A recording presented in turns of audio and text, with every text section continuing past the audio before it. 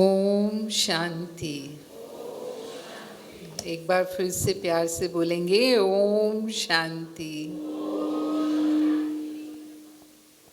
आज बहुत ही खुशी का दिन है, शुभ दिन है कि शिवरात्रि के उपलक्ष्य में, शिव जयंती के उपलक्ष्य में इस नवनिर्मित भवन जो अभी निर्माण कार्य में चल भी रहा है, सुख शांति भवन में ये कार्यक्रम आयोजित किया गया है। और क्योंकि परमात्मा शिव स्वयं जब इस धरा पर आते हैं तो वो हमारे लिए ऐसी दुनिया की स्थापना करते हैं जो सदा ही सुख देने वाली दुनिया है, जो सदा ही खुशी की दुनिया है, जैसे हम स्वर्ग कहते हैं, सतयुग कहते हैं। तो वो वर्तमान समय ही हम वैसा जीवन जीने की कला सीखते हैं, तो वही संस्कार फिर हमारे साथ जाते हैं। आज क्यों हमें ये आवश्यकता हुई कि कैसे हम खुशी से जीवन जिएं, क्योंकि खुशी तो हमारा खुद का स्वभाव है। हम सदा खुश रहना ही चाहते हैं, और जब हम खुश रहते हैं तो जैसे कि हमें स्वाभाविक जीवन लगता है। लेकिन जब जीवन में उदासी आती है, दुख आता है, वो हमें पसंद नहीं आता है। किसी को अच्छा लगता है उदास रहना? क्या पसंद है? सदा खुश रहना हमें पसंद है। तो जो भी हम प्रयास करते हैं अपने जीवन में खुश रहने के लिए करते हैं, कर्म करते हैं, हम रिश्तों में रहते हैं या धन कमाते हैं, साधन सुविधाएं जो भी आज हम प्रयोग करते हैं, या वो अधिक से अधिक हो हमारे जीवन में, किस लिए? ज़्यादा खुशी मिलेगी हमें।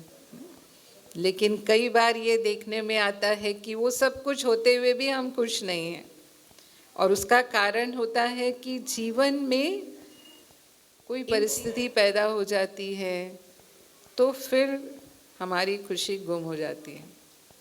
हम दुखी हो जाते हैं, उदास हो जाते हैं, परेशान हो जाते हैं, अशांत हो जाते हैं।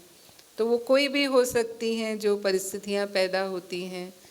रिश्तों में हो सकता है, आपस में हम परिवार में रहते हैं, परिवार में ही हमारा किसी से स्वभाव नहीं मिलता है, उनसे हमारा टकराव हो जाता है, विचार नहीं मिलते हैं, अब रहना रोज़ उन्हीं के साथ है। तो ऐसे व्यक्ति के साथ रहने में हम खुशी की बजाय परेशानी का अनुभव करते हैं। या मानो कोई बीमारी, आज बीमारियों की दुनिया है, हम कहेंगे भले ही बहुत अस्पताल हैं, बहुत चिकित्सा सुविधाएं हैं, लेकिन कोई ऐसा नहीं होगा जो पूर्ण स्वस्थ होगा। तो कोई ऐसी बीमारी हो जाती है हमको, या हमारे परिवार के किसी सदस्य को, या धन से संबंधित कोई उतार चढ़ाव हो जाता है। मानो कोई हमने इन्वेस्ट किया और हमें लगता है कि पैसा कहीं डूब ना जाए, कुछ भी कोई ऐसा हानि हो जाए। क्योंकि कभी कभी सुनी सुनाई बातों के आधार पर भी कोई हमें कुछ कहते हैं और वो हमारी कमी है नहीं। अगर हमें ये लगता है देखने में कि ये जो कह रहे हैं बिल्कुल ही गलत है, ऐसा कुछ भी नहीं है, तो अगर ऐसा नहीं है तो फिर हम उसको दिल पर नहीं ले। जब वो कमी है ही नहीं तो हम मन पर क्यों लेते हैं उसको? मन पर लेंगे तो हमें दुख होगा। तो कहते no one can hurt you without your permission. हम न चाहें तो कोई हमको दुख नहीं पहुंचा सकता। पहुंचा सकता है, ये हमारी चॉइस है कि हम उसे कैसे लेते हैं। तो अगर हम उसको स्वीकार नहीं करते तो फिर हम दुखी नहीं होते हैं, हमारी खुशी गुम नहीं होती है। अगर कोई हमारी ग्लानि भी कर देता है, और सबसे ज़्यादा दुख होता है कि 4 लोगों के सामने इसने बोल दिया मेरे लिए, 4 लोगों के सामने इसने मेरी इंसल्ट कर दी। तो ऐसे लोगों को भी हम माफ़ कर सकते हैं। कोई अगर 4 लोगों के सामने भी ऐसे मेरे लिए कहे तो माफ़ कर सकते हैं या नहीं कर सकते? जो समझते हैं हम कर सकते हैं वो हाथ उठाइए। देखिए मेजॉरिटी उठा रहे हैं, तो इसका मतलब ये पावर है। कहा गया कि क्षमा करो और क्षमा मांग लो, जीत है इसमें हार नहीं। क्षमा वीरों का आभूषण है, कायरों का व्यवहार नहीं। तो जो कमज़ोर है वो क्षमा नहीं कर पाता, लेकिन जो वीर है यानी जो शक्तिशाली है वो क्षमा कर देता है। तो वो हमारी एक शक्ति है और उससे हमारे संबंध हमेशा अच्छे बने रहते हैं और वो हमें खुशी देते हैं। जब हमारे संबंध अच्छे हैं तो हम खुश रहते हैं। रहते कि नहीं रहते? संबंधों में ही आपस में प्यार होता है, संबंधों में ही सुख होता है, संबंधों में ही हम एक दो को सहयोग देते हैं। लेकिन जब हम निस्वार्थ संबंध निभाने की बजाय अपेक्षाओं में चले जाते हैं, अपेक्षाएं करना माना इसको मेरे लिए ये करना चाहिए, इसको ऐसा नहीं करना चाहिए, या मेरी ये ज़रूरत है, मेरी बात समझी जानी चाहिए, वो कर रहे हैं। जो हम अपेक्षाएं जिससे रखते हैं वो अगर हमारी अपेक्षाएं पूरी कर रहे हैं तो ठीक। जैसे पति को पत्नी से होंगी, पत्नी को पति से, माँ बाप को बच्चों से, सास को बहू से, हर एक सोचता है इसको कैसा होना चाहिए। तो नॉर्मली कैसा होना चाहिए? हम समझते हैं हम जैसा चाहते हैं ऐसा होना चाहिए इनको। तो हमारी एक इमेज होती है, उस अनुसार होना चाहिए। अगर उस अनुसार नहीं हुआ तो फिर हम नाराज़ होते हैं, या वही दुखी हो जाते हैं। तो अपेक्षा रखना वो हमेशा हमारी पूरी हो कोई ज़रूरी नहीं है, क्योंकि हर इंसान का अपना व्यक्तित्व होता है, अपना सोच होता है, अपना स्वभाव होता है। इसकी बजाय हमें क्या करना है? अपेक्षा रखने की बजाय हम इनके लिए क्या कर सकते हैं? खुश हम कब रहेंगे?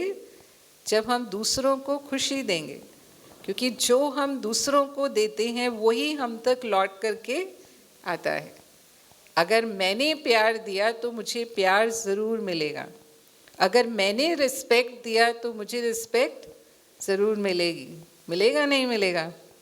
और अगर मैंने खुशी दी तो वो खुशी हमको ज़रूर मिलेगी। तो देने में लेना समाया हुआ है। तो संबंधों में हमें इस सूत्र को हमेशा ध्यान रखना है कि ये मुझे प्यार दे, ये मुझे रिस्पेक्ट दे, इसने मुझे पूछा ही नहीं, इसने मेरी तरफ देखा ही नहीं। हाँ, किसी ने अगर थोड़ा ऐसे होता है ना, कोई थोड़ी सी ऐसे नज़र कर दे जो थोड़ी सी नाराज़गी जैसी नज़र होती है, उस नज़र से भी कोई हमें देख ले तो भी मन डिस्टर्ब हो गया। वो सारा दिन सोच रहे हैं उसको लेकर कि इसने मुझे ऐसे देखा, ऐसा क्या हो गया जो इसने मुझे ऐसे देखा। और जब तक वो क्लियर नहीं हो जाएगा तब तक मन से, अब हो सकता है वो खुद ही परेशान हो। अब किसने कैसे देखा वो उसका अपना कारण हो सकता है, ज़रूरी थोड़ी है कि वो मेरे से नाराज़ है इसलिए मुझे उसने ऐसे देखा। तो ये हम जब अपेक्षाएं रखना बंद कर देंगे कि वो ऐसे करे नहीं, मैं कैसे करूं, और वो कैसे भी करे तो भी उसका व्यवहार अपना है और मेरा व्यवहार अपना है। मुझे वो करना है जो मुझे करना चाहिए, जिससे मैं खुश रहूं सदा। तो मुझे उसके जैसा थोड़ी बन जाना है। तो जब हम इस तरह से व्यवहार करते हैं तो फिर संबंधों में हम खुश रह पाते हैं। एक बार ऐसे ही एक लेडी अमीर घराने की थी, उसके पति ने शरीर छोड़ दिया था और जो बेटा था वो विदेश में रहता था। बेटी की शादी हो गई थी, वो अपने घर में थी, तो वो अकेली रहती थी और अकेले रहने के कारण वो डिप्रेशन में चली गई। ऐसे हमने देखा है, नॉर्मली भी कई परिवारों में स्थितियां पैदा हो जाती हैं। तो वो डिप्रेशन में चली गई, तो साइकियाट्रिस्ट के पास गई इलाज कराने के लिए। तो डॉक्टर ने सारा पूछा उससे। फिर उनके पास एक बहन जो थी वो काम पर थी, तो उन्होंने उसको बुलाया, आवाज़ दी, और उसका नाम मेरी था। उन्होंने उसको कहा कि तुम इनको काउंसलिंग करो, तो उसको बड़ा आश्चर्य हुआ कि डॉक्टर के पास मैं आई हूँ और डॉक्टर इनको बोल रहे हैं मेरी काउंसलिंग करने के लिए, मेरे से बात करने के लिए। तो उन्होंने कहा कि आप इनको सुनो। तो बैठी उसके पास, तो उसने अपना अनुभव सुनाया उसको कि जीवन में मेरे साथ भी ऐसी घटनाएं हुई कि मेरी स्थिति ऐसी हो गई कि मैं जीकर क्या करूँगी। जैसे कि मरने के ख्याल मुझे आते थे। मेरे पति हैं, उनकी बीमारी से मृत्यु हो गई, फिर मेरा जवान बेटा था, उसकी दुर्घटना में मृत्यु हो गई, और उसके बाद तो मैं पूरी तरह से जीवन से निराश हो गई और मुझे लगता था कि मुझे क्यों जीना है इस दुनिया में अभी। तो एक दिन ऐसा हुआ, मैं कहीं से आ रही थी, सर्दी के दिन थे, और जैसे ही मैं घर में घुसने लगी तो मेरे पीछे पीछे एक बिल्ली का छोटा सा बच्चा, तो वो मेरे पीछे पीछे था। तो मेरी नज़र पड़ी तो मैंने उसको अंदर ले लिया। मेरे को रहम आ गया कि इतना छोटा बच्चा इतनी सर्दी में है, पता नहीं इसकी माँ कहाँ चली गई। तो वो उसको लेके अपने घर में आ गई और फिर उसने उसको दूध पिलाया, बिल्ली के बच्चे को दूध पिलाया। तो बिल्ली के बच्चे ने दूध पिया और दूध पीने के बाद वो उसके पैर चाटने लगा। जैसे होता है जानवर अपना प्यार ऐसे ही दिखाते हैं, जैसे कि डॉग को लोग पालते हैं।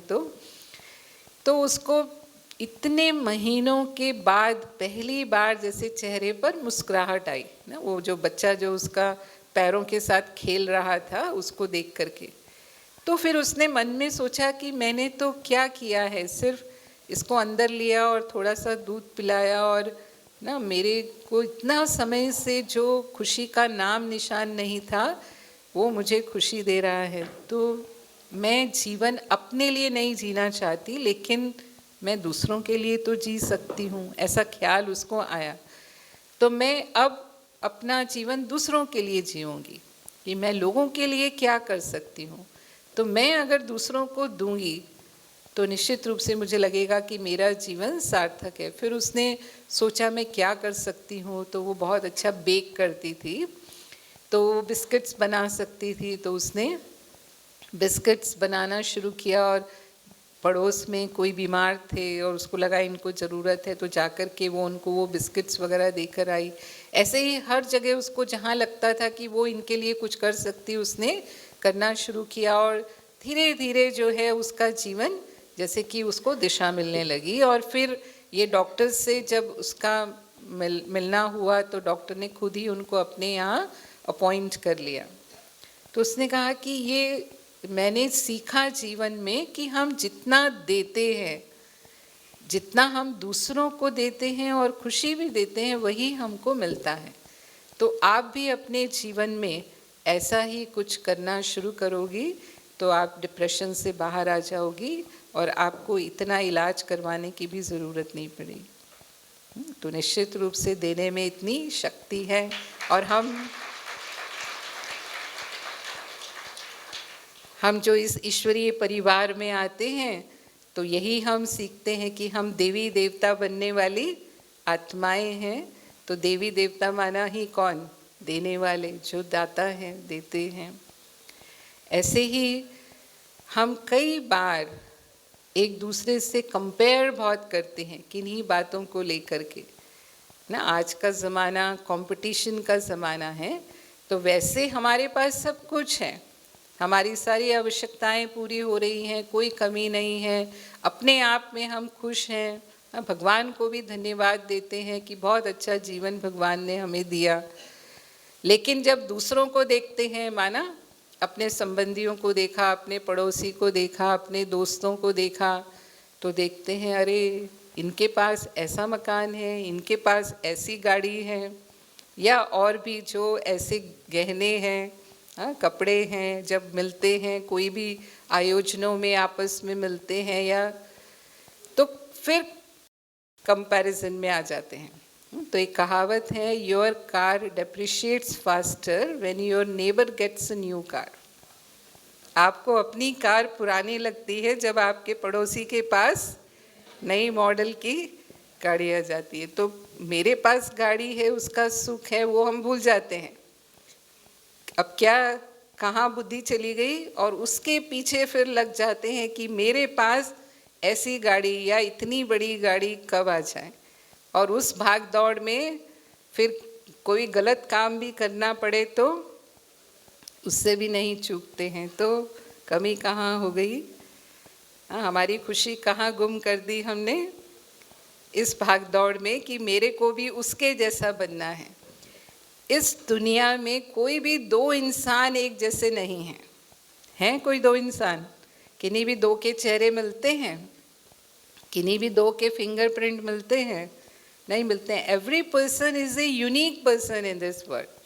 तो जब हम सभी यूनिक हैं, भगवान ने हमें इस दुनिया में भेजा है, हम सबका एक अपना पर्पस ऑफ लाइफ है, अपना उद्देश्य है, हम सबके कर्म और प्रारब्ध अपने अपने हैं। अगर सभी एक जैसे हो जाएंगे तो ड्रामा चलेगा?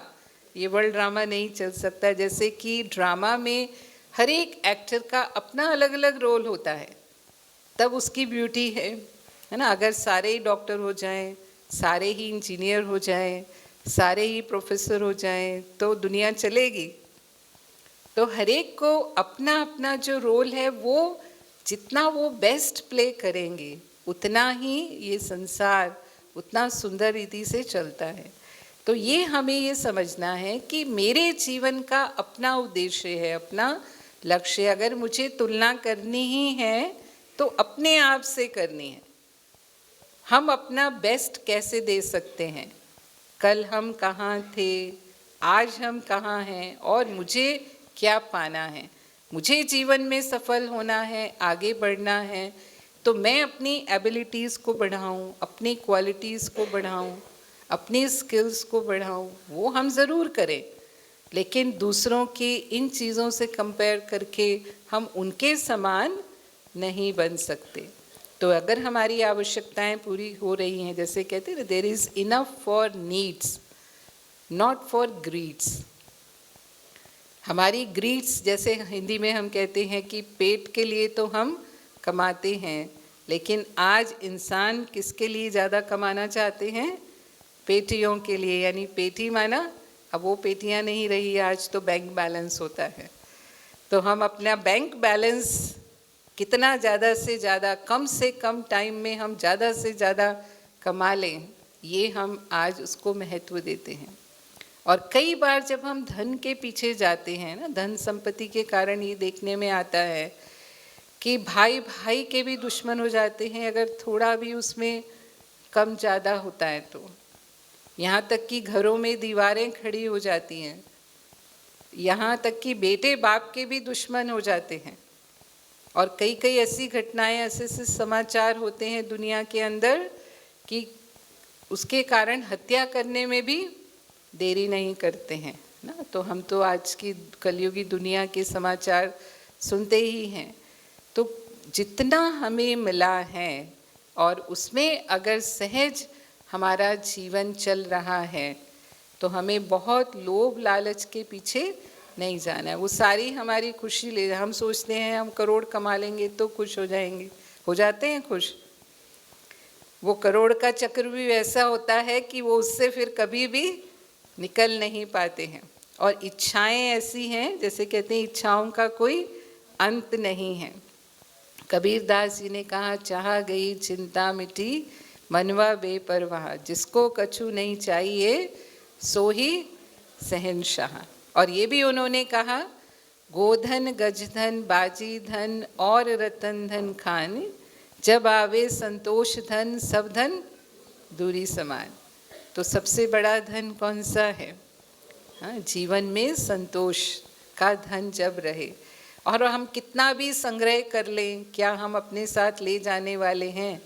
जीवन के इस सत्य को हम सभी जानते हैं कि कितना भी मिलियनर हो, 1 रुपया ले जाएगा अपने साथ? ले जाएगा क्या? सब यहीं रह जाएगा। या जो कुछ भी हमने प्रॉपर्टी बनाई है, धन संपत्ति बनाई है, वो कोई भी किसी के साथ नहीं जाने वाला है। तो हम इतना जीवन भर सिर्फ उसके पीछे लगे रहे, सारा समय उसके पीछे लगाया और अपने लिए कुछ भी समय नहीं दिया, है ना। कई बार हम यही पूछते हैं ना, तो कहते हैं बहन जी कहाँ टाइम है, इतना बिजी रहते हैं। ज्ञान सुनने के लिए हमारे पास, योग करने के लिए हमारे पास समय नहीं है। तो उतना समय भी हम अपने लिए नहीं निकाल पाए जो अविनाशी कमाई है, जो हमारे साथ जाने वाली है। ये कमाई हमारे साथ जाने वाली है। और कई बार हमारा स्वभाव ऐसा होता है कि हम छोटी छोटी बातों में गुस्से में आ जाते हैं। जैसे भाई जी भी अभी बता रहे थे कि हमारा बहुत गुस्से वाला स्वभाव था। तो अगर हम छोटी छोटी बातों में गुस्से में आते हैं तो फिर अपनी खुशी तो गंवाते ही हैं, दूसरों को भी हम दुख दे देते हैं, क्योंकि गुस्से में आकर के हम ऐसे ऐसे वचन बोलते हैं, कटु वचन, जो हमें नहीं कहने चाहिए, और वो हमेशा ही दूसरों को दुख देते हैं। और इसीलिए कहते हैं तलवार का घाव भर जाता है लेकिन ज़बान का घाव नहीं भरता। तो कहने वाला तो भूल सकता है लेकिन सुनने वाला शायद नहीं भूल पाता है। तो जब गुस्से वाला स्वभाव है हमारा, मानो उससे इतना गुस्सा आता है तो वो खुद भी अशांत रहते हैं और पूरे वातावरण को भी वो अशांत कर देते हैं। तो ऐसे में हमारे क्रोध पर हमारा नियंत्रण होना बहुत ज़रूरी है, तभी हम खुश रह सकेंगे। और उसके लिए तुरंत कोई भी बात होती है, नॉर्मली हमारा स्वभाव होता है हम रिएक्ट करते हैं, लेकिन हमें ये देखना है कि मुझे अगर गुस्सा आता है तो क्यों इतना छोटी छोटी बातों पर मुझे गुस्सा आता है। तो जब हम उसके कारण को समझेंगे तो हम निवारण कर पाएंगे। मानो मेरी इच्छा नहीं कोई मान रहा, या मेरी बात नहीं मान रहा, या कोई ऐसी गलती कर रहा है, या कोई झूठ बोल रहा है, या कोई मेरे साथ दुर्व्यवहार कर रहा है, माना जैसा व्यवहार हम चाहते हैं वैसा व्यवहार नहीं कर रहा है। ये सब कारण बनते हैं ना जब हमको गुस्सा आता है। तो अगर हम उसको समझेंगे और फिर ये रियलाइजेशन कि मैं आत्मा क्रोध करने वाली आत्मा नहीं हूँ, मुझे क्या पसंद है, क्रोध पसंद है, शांति पसंद है ना। शांति से हम पूरा दिन रह सकते हैं, पर आप क्रोध करते हुए पूरा दिन रह सकते हैं? क्रोध कितना समय का होता है? 5 मिनट का, ज़्यादा से ज़्यादा कोई गुस्सा, वैसे तो 1-2 सेकंड का, 2 मिनट का होगा, लेकिन कोई ज़्यादा गुस्सा करेगा तो 5 मिनट कर लेगा। तो कहते हैं 5 मिनट का गुस्सा 6 घंटे तक की हमारी मानसिक शक्ति को कम कर देता है। उस समय हम कोई ऐसा दिमाग का काम करना चाहें, कोई डिसीज़न लेना चाहें तो हम नहीं ले सकते। तो शांति मेरा स्वभाव है। तो ऐसे तुरंत रिएक्ट करने की बजाय अगर हम सोचें हम अपनी बात कहेंगे लेकिन थोड़ा समय के बाद, तो क्या अंतर पड़ेगा? क्या अंतर पड़ेगा? वो थोड़ा समय में हमारा आवेश कम हो जाएगा और वही बात हम कहेंगे शांति से या प्रेम से कहेंगे। तो जो बात हम शांति से कहते हैं वो सामने वाला भी स्वीकार करता है। कोई बात हमने किसी को गुस्से में कही, वो सही भी होगी ना तो भी सामने वाला नहीं मानेगा, क्योंकि हम गुस्से में बात कर रहे हैं, तो गुस्सा गुस्से को ही जन्म देता है। तो वो जैसे कि हम कहेंगे कि वो ऊपर उसमें विपरीत उसमें आ जाता है। तो यहाँ पर एक उदाहरण के रूप में एक बार एक ऑफिसर थे और वो अपने स्टाफ की मीटिंग ले रहे थे। तो उनको लगा कि आज की जो मीटिंग है उसमें कई बातें ऐसी निकलेंगी, क्योंकि वो खुद भी गुस्से वाले थे। उनको पता था कि मुझे जल्दी गुस्सा आ जाता है, कोई भी ऐसा जवाब देगा तो मुझे गुस्सा आएगा, और मीटिंग जो है उसका डिसीज़न होना बहुत ज़रूरी है। आज ही उसका डिसीज़न हो जाना चाहिए, और अगर ऐसा हुआ तो डिसीज़न नहीं हो पाएगा और हमको नुकसान होगा। तो उन्होंने सोचा क्या किया जाए। तो उन्होंने अपने असिस्टेंट को बोला कि मेरी टेबल पर पानी रख देना और गिलास भी रख देना। तो उसने कहा कि सर आप ऐसा क्यों चाहते हैं? उसने कहा ठीक है आप रख देना। और फिर मीटिंग हुई, और जब भी उनको लग रहा था कि मुझे गुस्सा आ रहा है, उन्होंने वो पानी भर के गिलास में शांति से उसे पिया और फिर उसके बाद फिर शांति से जवाब दिया। तो ऐसा कितनी बार किया उन्होंने मीटिंग में, और फिर मीटिंग सचमुच बहुत सफल रही और डिसीज़न हो गया। तो वो जो असिस्टेंट था उसने उनको बधाई दी कि साहब बहुत अच्छी मीटिंग रही, लेकिन आप बार बार पानी पी रहे थे। तो अभी भी मेरे मन में प्रश्न है कि आपने आज बहुत पानी पिया, तो कोई कारण है क्या, मतलब कोई आपको ऐसी हेल्थ प्रॉब्लम है या कोई नेचुरोपैथी आप करते हैं इस तरह से? तो उन्होंने कहा कि नहीं, ऐसा कुछ भी नहीं है, तुम समझो आज मैंने एंगरपैथी किया कि जब मुझे गुस्सा आता था मैंने उसको पानी को पिया तो कुछ समय निकल गया, कुछ मिनट निकल गए, और उसके बाद मैंने जब अपनी बात कही तो शांति से कही। तो मुझे, क्योंकि आज ज़रूरी था ये कि निर्णय हो जाए, इसके लिए मैंने ये विधि अपनाई। तो ज़रूरी नहीं है कि हमारे सामने कोई वो ठंडा पानी हो उस समय और वो हम पिए, लेकिन अगर हम मन में भी कुछ ऐसे शब्द, जैसे आपने ओम शांति सुना, ओम शांति अगर हम कहें 10 बार मन में ओम शांति बोले, 20 बार भी बोल सकते हैं, जितनी बार बोलेंगे उतना वो शांति शब्द हमारे मन को शांत कर देगा। और फिर उसके बाद हम अपनी बात कहेंगे तो हम वो शांति से कहेंगे। और रोज़ हम अपने को ये अभ्यास दें कि मैं एक शांत स्वरूप आत्मा हूँ, क्योंकि शांति हमें पसंद है। गुस्सा हमें पसंद है, कोई हम पर गुस्सा करता है तो पसंद आता है? किसी को पसंद आता है कोई हमारे ऊपर गुस्सा कर रहा है?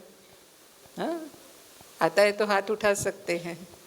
किसी को नहीं पसंद आता। तो गुस्सा तो हमें वैसे भी पसंद नहीं है और वो हमारा स्वभाव भी नहीं है। वो तो एक हमारे कर्मों के कारण जो आत्मा में विकृति आ जाती है, एक विकार है, वो कमज़ोरी है। गुस्सा वास्तव में शक्ति नहीं है, शांति शक्ति है।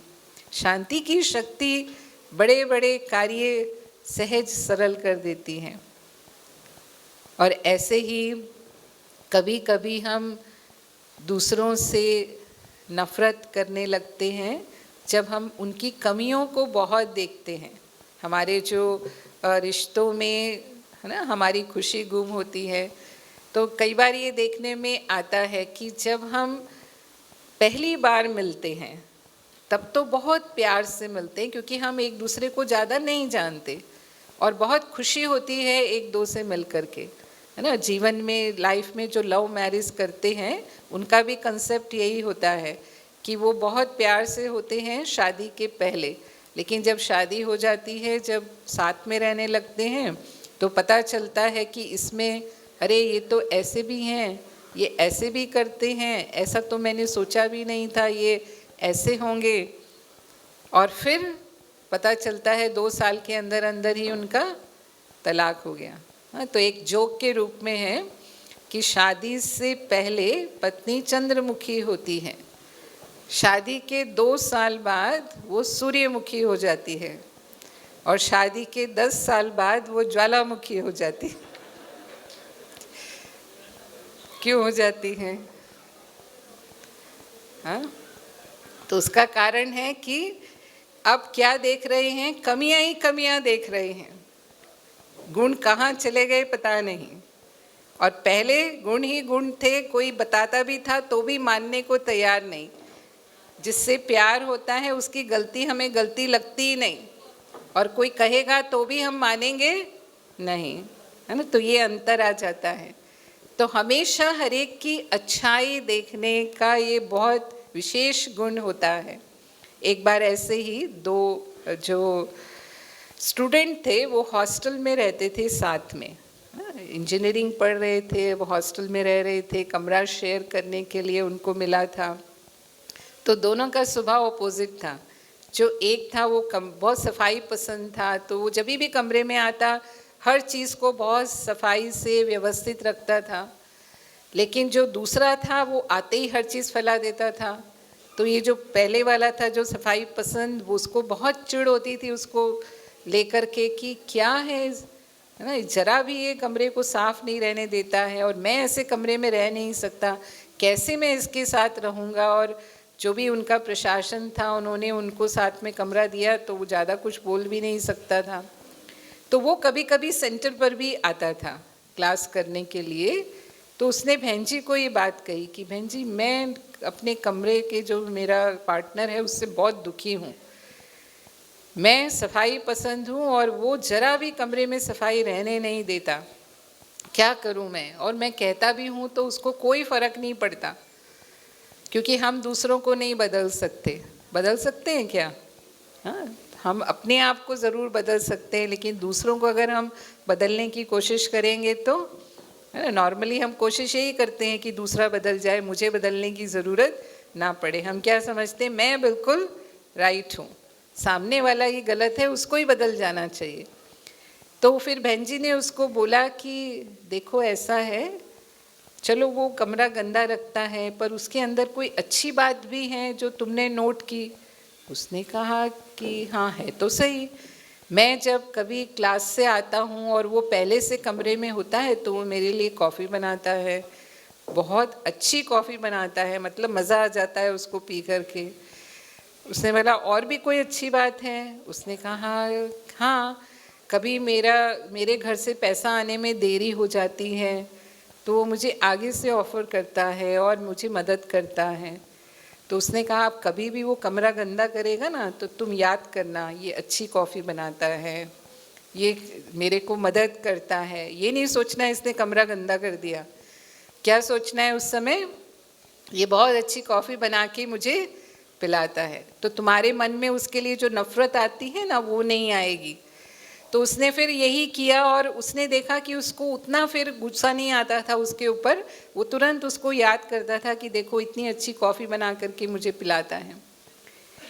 अब उसका जन्मदिन आया, तो जब वो जन्मदिन वाले दिन अपने कमरे में आया तो उसने देखा कि उसका दोस्त ने कमरे को बहुत साफ़ किया, मतलब ये उसके लिए एक सरप्राइज़ था, बहुत साफ़ था कमरा और उसने उसके लिए केक ला करके रखा था। और जब वो घुसा कमरे में तो उसने उसको बर्थडे विश किया और उसने कहा कि ये तुम्हारे लिए बर्थडे का सरप्राइज़ है, कि उसने आज कमरा पूरी तरह से साफ कर दिया। तो जो उसने अपनी दृष्टि को बदला उसके लिए, उसका प्रभाव उसके ऊपर भी पड़ा कि उसके दोस्त का भी वो स्वभाव कि जो वो कहने पर भी साफ नहीं रखता था, उसने खास उसके लिए उसको गिफ्ट दी, उसका कमरा उसके लिए ने साफ कर दिया।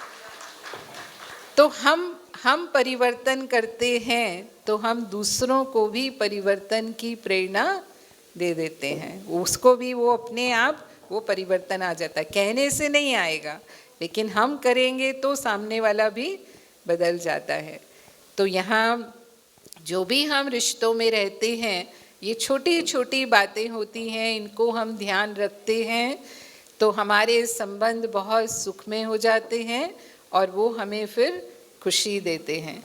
अब मानो कोई बीमारी आ जाती है, बीमारी आई तो कई बार किसी का स्वभाव होता है वो बीमारी कॉन्शियस हो जाते हैं, होगी छोटी सी बीमारी पर सोचते इतना है उसको कि वो छोटी बीमारी को बड़ा रूप दे देते हैं। कहते हैं खुशी के लिए खुशी जैसी खुराक नहीं और चिंता जैसा मर्ज नहीं, सुना है ना। तो खुशी खुराक का काम क्यों करती है? बीमारी में भी अगर हम खुश रहते हैं तो ये स्टडीज़ की गई हैं मेडिकल साइंस में कि जब हम खुश रहते हैं तो हमारे शरीर में ऐसे रसायन बनते हैं जिन्हें एंडोर्फिन्स, एनकेफेलिन्स और ऑक्सीटोसिन्स कहते हैं और ये हमारी हीलिंग को बढ़ा देते हैं। तो खुश रहने वाले लोग जल्दी ठीक हो जाते हैं, उनको दवाई भी अच्छा काम करती है। लेकिन अगर हम चिंता करने लग जाते हैं, चिंता में, टेंशन में चले जाते हैं, पता नहीं क्या बीमारी लग गई, पता नहीं कैसे होगा, पता नहीं क्या होगा, अगर ऐसा होता है तो फिर वो दवाई भी काम नहीं करती और बीमारी हमारी बढ़ती चली जाती है।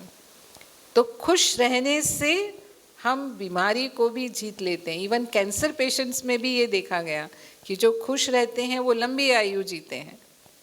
तो फिर बीमारी कॉन्शियस नहीं बनना है, क्या बनना है? क्या बनना है? कौन से कॉन्शियस बनना है? यहाँ हम ऐसे कहेंगे सोल कॉन्शियस हमको बनना है, या फिर हमारा जो स्वास्थ्य है, मैं स्वस्थ हूँ, मना अपने आप को ये विजुलाइज करना है कि मेरी ये बीमारी पूरी तरह से ख़त्म हो गई है, मैं बिल्कुल पहले की तरह स्वस्थ हूँ। इस तरह से अगर हम वो कॉन्शियस बनते हैं तो जैसा हम सोचते हैं उस सोच का असर हमारे शरीर पर भी होता है। वैसे भी कहते हैं कि संकल्प से सृष्टि, यानी जैसा हम सोचते हैं वैसा ही बन जाते हैं। As you think so you become. जो कुछ भी हम हैं वो हमारे विचारों के अनुसार ही हमारा जीवन चलता है। तो हमारे विचार अगर स्वास्थ्य के हैं तो हम स्वस्थ होते हैं, अगर हमारे विचार सफलता के हैं तो हम सफल होते हैं। और यहाँ भी खुशी का भी अनुभव हमें कैसे होता है, हमारे विचारों से होता है।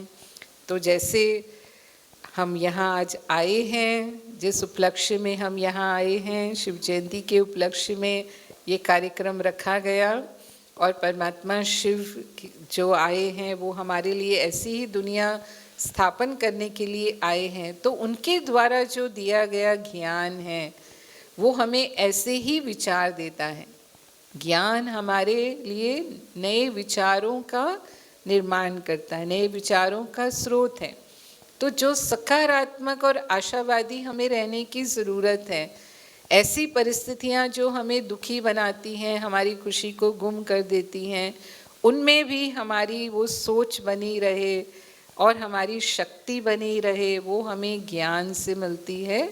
और रोज़ मेडिटेशन करने से, यानी परमात्मा का ध्यान करने से मिलती है।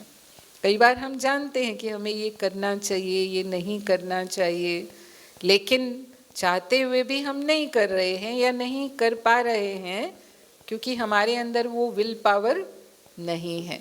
तो वो विल पावर आ जाती है हमारे अंदर, और इसीलिए हमें परिस्थिति नहीं लगती। जब वो समर्थ की शक्ति हमारे साथ जुड़ जाती है तो परिस्थिति हमारे लिए खेल बन जाती है, और उसे हम सहज पार कर जाते हैं, और हमारी खुशी बनी रहती है।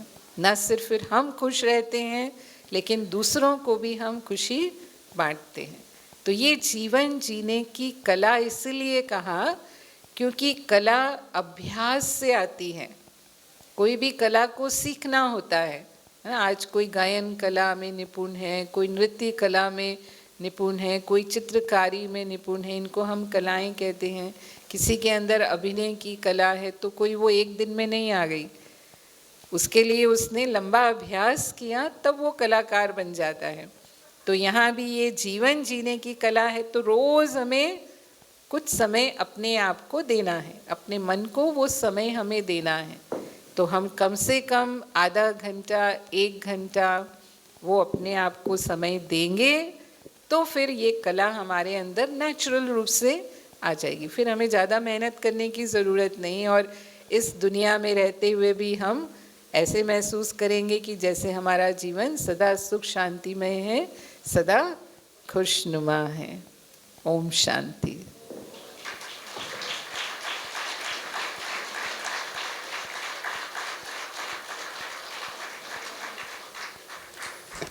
ओम शांति।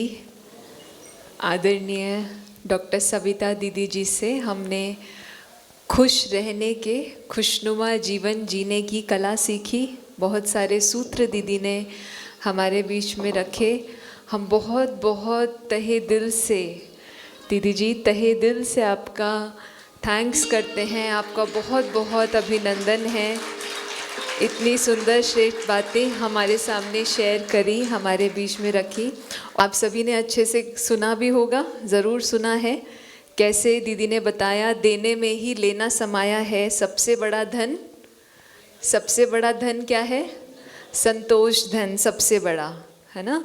कभी भी अपनी तुलना किसी से नहीं करनी। हम यूनिक हैं, हर एक अपना अपना रोल प्ले कर रहे हैं, हर एक का अपना पार्ट है। किसी भी बात को पकड़ के नहीं रखना है ना। जितना बातों को पकड़ते हैं उसका शरीर पर असर पड़ता है। तो ऐसे बहुत अमूल्य सूत्र हमारे बीच में रखे, और दीदी जी भी अभी हमारे बीच से विदाई ले रहे हैं। बहुत आपका धन्यवाद। हमने ये आज पूरा कार्यक्रम देखा, दीदी जी के निर्देशानुसार, परमात्मा के डायरेक्शंस के अनुसार जो भी ये कार्य हुआ, और बहुत सुंदर रीति से संपूर्णता, संपन्नता की ओर हम चल रहे हैं। तो अभी हम परमात्मा का धन्यवाद करेंगे, परमात्मा की याद में बैठेंगे और दीदी जी से सुनेंगे। शांति। अच्छा लग रहा है यहाँ बैठ कर के, सब आराम से कंफर्टेबल बैठे हैं ना बाबा की याद में। और मधुबन की भासना आ रही है, मधुबन निवासी आ गए हैं तो हमारे बीच में। तो सभी को ऐसा बनना है, मुस्कुराते हुए सभी बाबा की बगिया में बैठे हैं। भी कुछ करें खुशी खुशी से, खुशी के लिए नहीं, है ना। दीदी ने कितना इजी करके बहुत सहज रीति से बहुत सारी बातें सुनाई, तो हम आपको कुछ अलग से नहीं सुनाने वाले हैं, लेकिन जो कुछ सुना उसको हमें जीवन में उतारना है। आज बहुत सारे नए नए चेहरे भी दिख रहे हैं, पहली बारी आए तो आप सब यहाँ पहुँचे, तो आप सब ने एक कदम बढ़ाया, तो यहाँ आप आते रहिए, अच्छे से सीखिए। आसपास के भी कुछ लोग पहुँचे हैं, पास ही में देखो सौर का विलेज है, उसमें से भी बहुत कई भाई बहनें आए हुए हैं, तो आप भी आइए। क्लासेस तो रेगुलर बेसिस पे चल ही रही हैं, तो कल से भी जो टाइमिंग रहेगा मॉर्निंग क्लास 7 बजे का, तो आप अगर आना चाहें, उसका लाभ लेना चाहें, तो अच्छे से आकर के सीखिए मेडिटेशन क्या है। आज हमने सुना तो बहुत सारी चीज़ें, खुशनुमा जीवन जीने की कला, कैसे हमारा जीवन सदा ही खुशियों से भरपूर रहे, क्योंकि बातें आएंगी, परिस्थितियाँ आएंगी, ये नहीं आएंगी, लेकिन उन सब में भी चाहे कुछ भी बातें हों, कुछ भी कैसी भी सिचुएशन आ जाए, उसमें भी हमारी मन की स्थिति जो है स्टेबल रह सके, उसके लिए हमें वो कला सीखनी होगी, अच्छे से राजयोग को जीवन में उतारना होगा। तो आपका स्वागत है, आप आइए सेंटर पर सुबह 7 बजे का, 7 दिन का वैसे ये कोर्स होता है, तो उसके लिए आप आमंत्रित हैं। बाकी तो कई भाई बहनें जो पुराने हैं, आज फर्स्ट टाइम वैसे विजिट के लिए बाबा के घर में आए, झंडा भी फहराया सभी ने मिल कर के, दीदी जी का भी उद्बोधन सुना, तो बहुत अच्छा सा देखो आप सबके सहयोग से, सभी की शुभ भावनाओं से ये बाबा का भवन बन कर के आज यहाँ तक पहुँचा है, और इतना सब कुछ कार्य हो गए मालूम ही नहीं पड़ा, है ना। अच्छा लग रहा है सभी को। अभी नेक्स्ट टाइम आएंगे तो और अच्छे से बढ़िया पूरा तैयार मिलेगा। धीरे धीरे करके हॉल भी तैयार हो गया, बाबा का कमरा है, इधर सारा एकोमोडेशन वाला एरिया तैयार हो गया, ऊपर बड़ा भंडारा बना हुआ है, आज भोजन भी आप सबका वहीं है। तो अच्छे से बाबा के घर में आप आए हैं, बाबा के घर में बाबा के बच्चे आए हैं, तो कितना अच्छा लगता है। तो ऐसे ही रौनक मेला सदा ही चलता रहे यहाँ पर, तो इसीलिए अच्छे से अभी रेगुलर बेसिस पे यहाँ फिर सेवाएं भी शुरू करेंगे, तो उसमें जो आसपास वाले हैं वो आप आते रहिए। तो कुछ भी इंफॉर्मेशन चाहिए होगी तो आप बाहर से भी ले सकते हैं। बाकी अभी सब बैठेंगे 2 मिनट परमात्मा की याद में, साइलेंस में, शांत मन के साथ।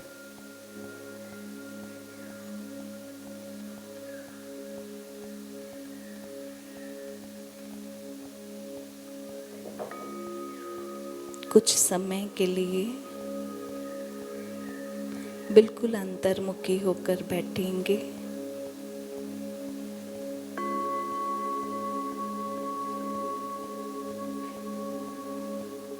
मैं शांत स्वरूप आत्मा हूँ।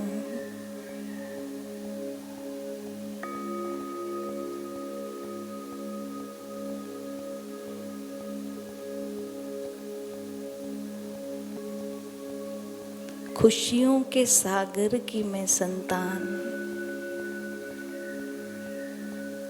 खुशियों से भरपूर हूँ।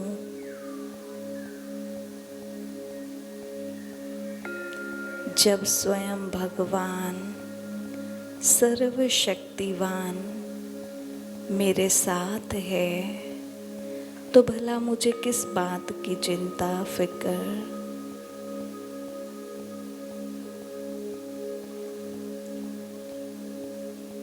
कोई भी बातें, परिस्थितियां स्वस्थिति को हिला नहीं सकती, क्योंकि मैं शक्तिशाली आत्मा हूँ। तो अभी अभी ऐसा अनुभव करें कि परमात्मा शक्तियाँ बरस रही हैं, निरंतर बरस रही हैं।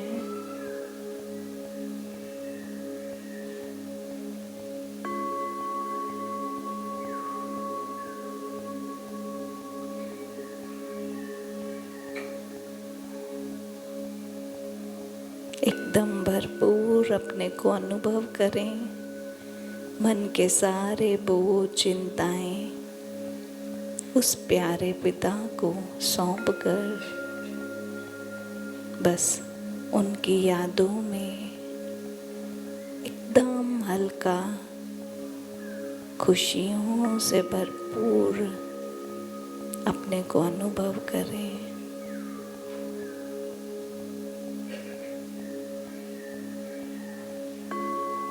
परमात्मा शक्तियाँ बरस रही हैं, बरस रही हैं।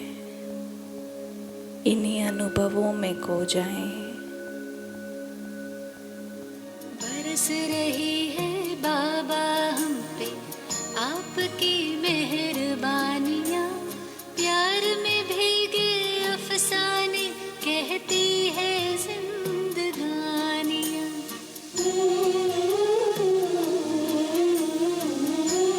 खुशनुमा जीवन और सामने है मनोज खुशनुमा।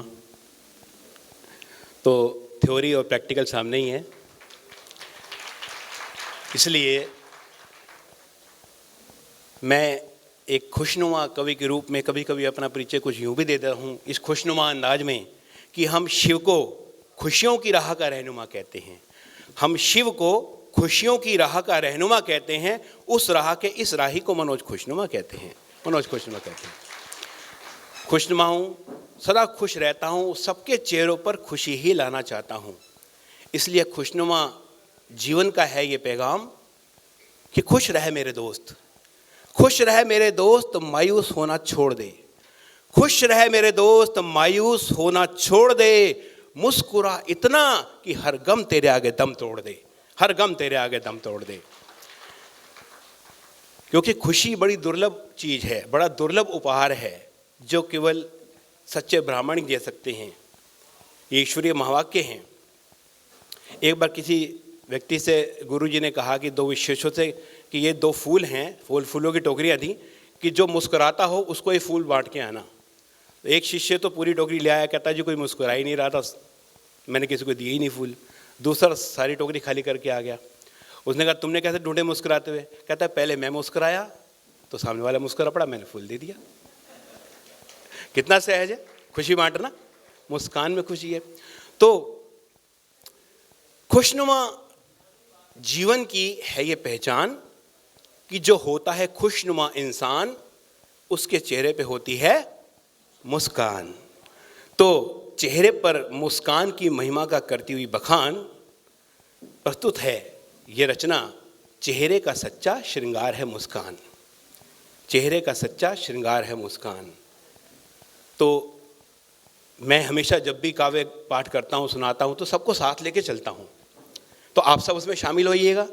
जब भी मैं कहूँ चेहरे का सच्चा, तो आप बोलिएगा श्रृंगार है मुस्कान, चेहरे का सच्चा श्रृंगार है मुस्कान। मानव को कुदरत की देन ये महान, मानव को कुदरत की देन ये महान, चेहरे का सच्चा श्रृंगार है मुस्कान, चेहरे का सच्चा श्रृंगार है मुस्कान। मुस्कान है मुखड़े का प्यारा सा वक्र, मुस्कान है मुखड़े का प्यारा सा वक्र, गमों का जोड़ तोड़ सकता कुचक्र।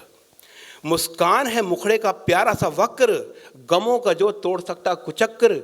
मायूसी मिटाए ये खुशी का लोबान, मायूसी मिटाए ये खुशी का लोबान, चेहरे का सच्चा श्रृंगार है मुस्कान, चेहरे का सच्चा श्रृंगार है मुस्कान।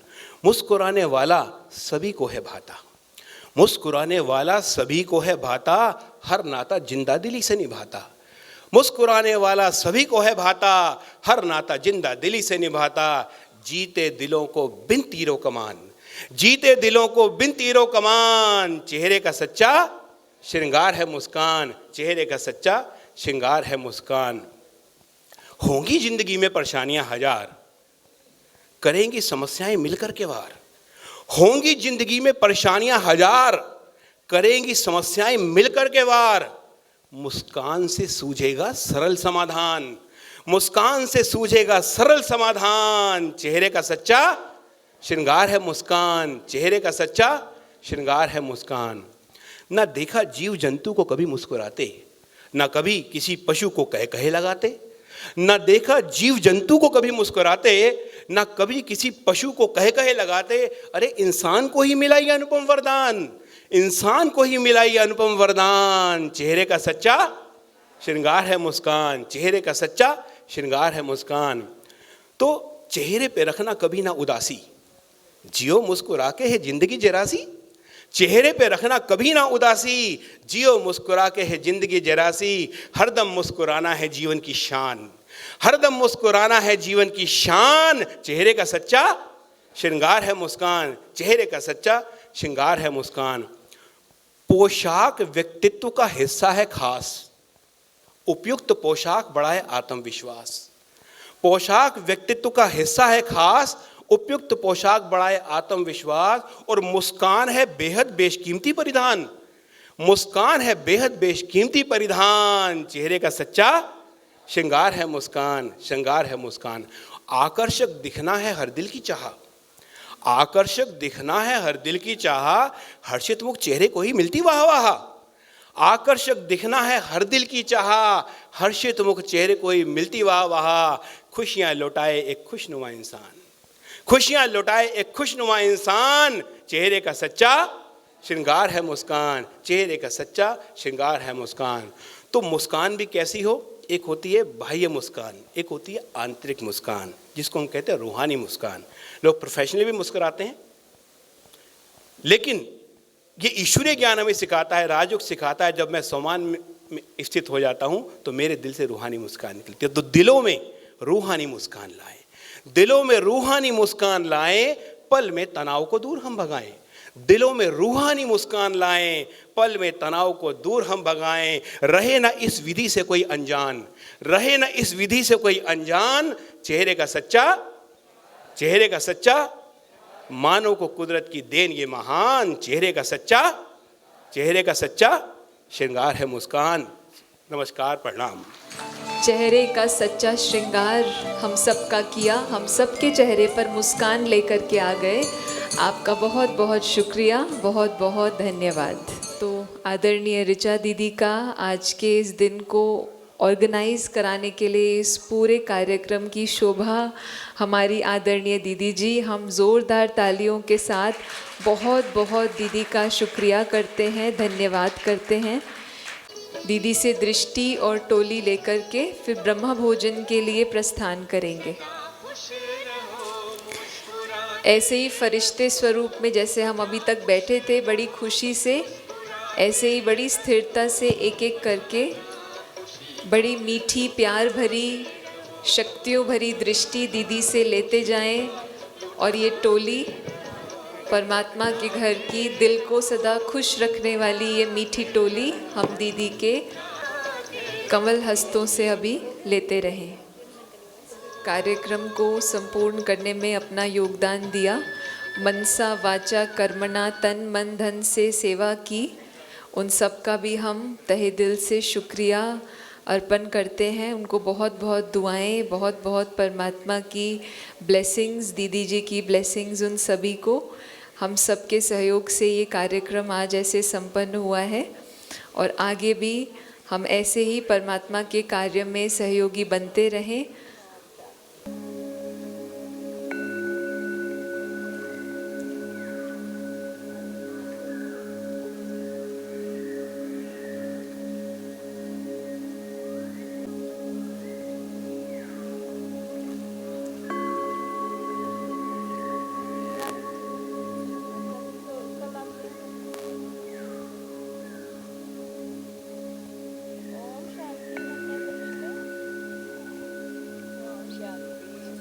इसके कारण अब सारा परिवार आ रहे हैं।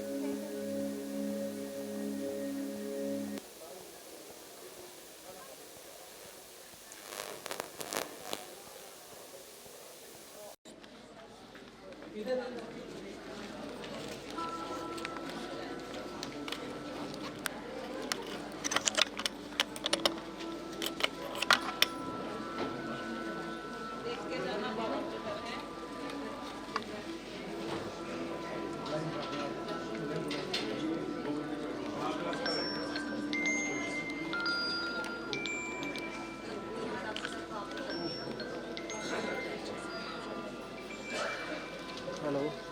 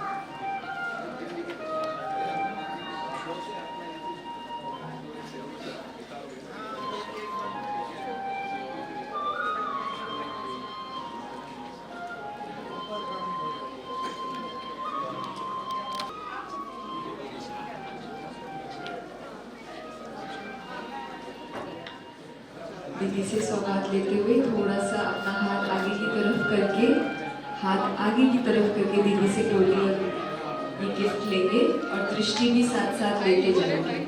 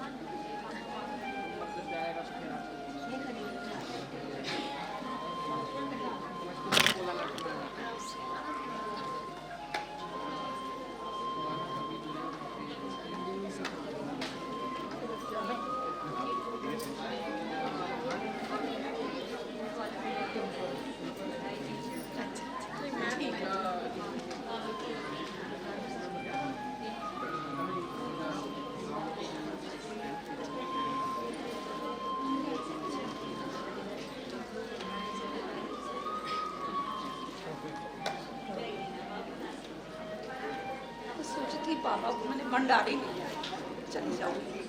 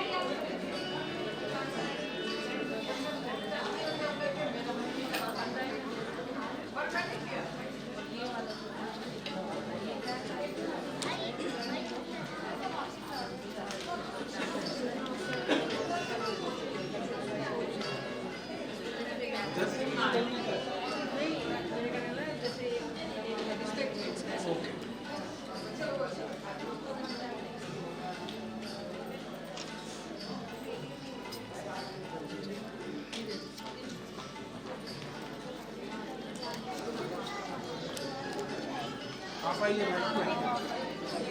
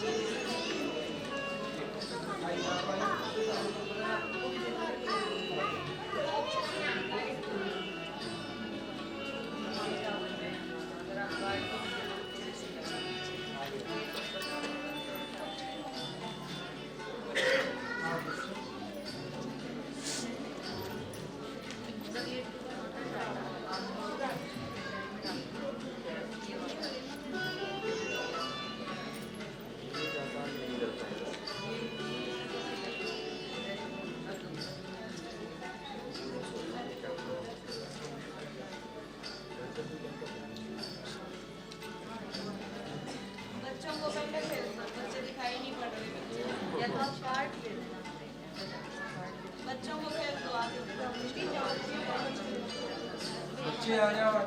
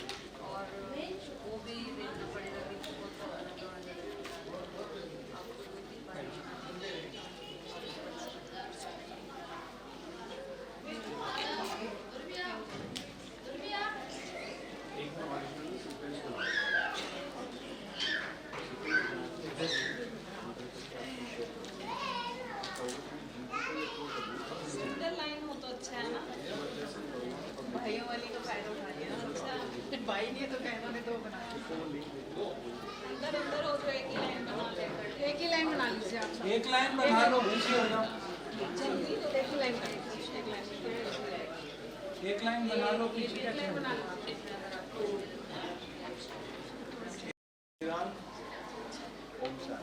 फर्स्ट टाइम मैं उनसे मिल रही एक बार आप जाके बताया है ना इधर से निकल जाएगी तो सारे का बैठ देख लेंगे इधर आप बाहर जो अटेंड करना है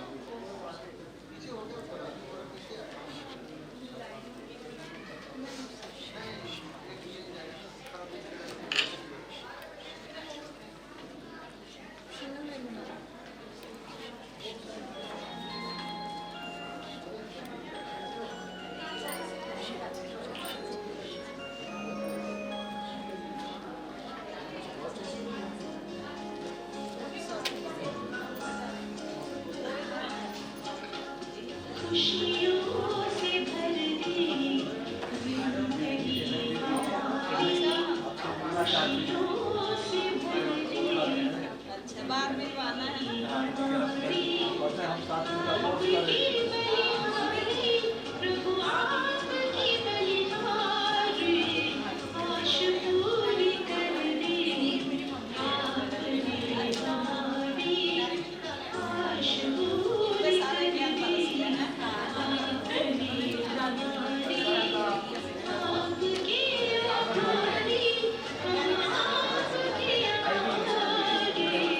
खुशियों से भर दे